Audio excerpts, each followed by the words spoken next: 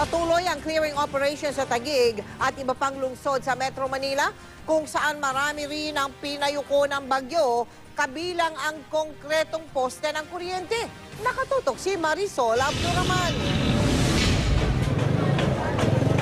Bumagsak ang konkretong poste ng Meralco sa isang bahay sa kasagsagan ng bagyong Glenda. Nawasak ang ilang bahagi ng bahay, maging ang ibang gamit. Buti na lang at maagang lumikas ang pamilya Castillo. Natutulog po kami, ginising po kami ng asawa ko mga 6 a.m. Nilikas po kami doon sa kabila. Tapos, yun, pag-alis po namin siguro mga 9 a.m. po yung bumagsak na po. Sa iba pang bahagi ng Muntinlupa, marami ring pinsala. Ang ilang bahay at establishmento, tuklap ang bubong. Hindi nakaligtas maging ang police station. Bumigay naman ang kisame ng isang gasolinahan. Ang ilang nilipad na yero nakasabit sa kawad ng kuryente. Nagtsagang ilan na ipunin ang mga yero para ibenta. Nilipad po ng ano? Ito nang galing, lumiwat po yan dyan. Tapos lumamit po yan dyan sa may bakal. Tapos inuwalan na po. Sa Pasig, nagkapunit-punit ang mga lola ng billboard na ito sa isang mall sa C5.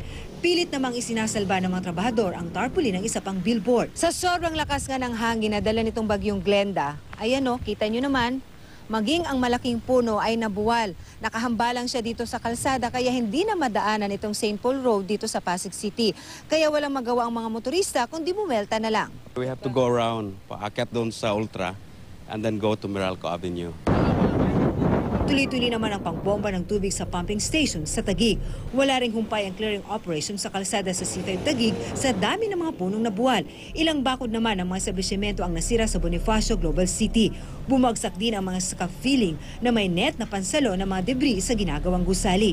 Nasira rin ang ilang bahagi ng isang mall. Marisol Abduraman, Nakatuto, 24 Oras.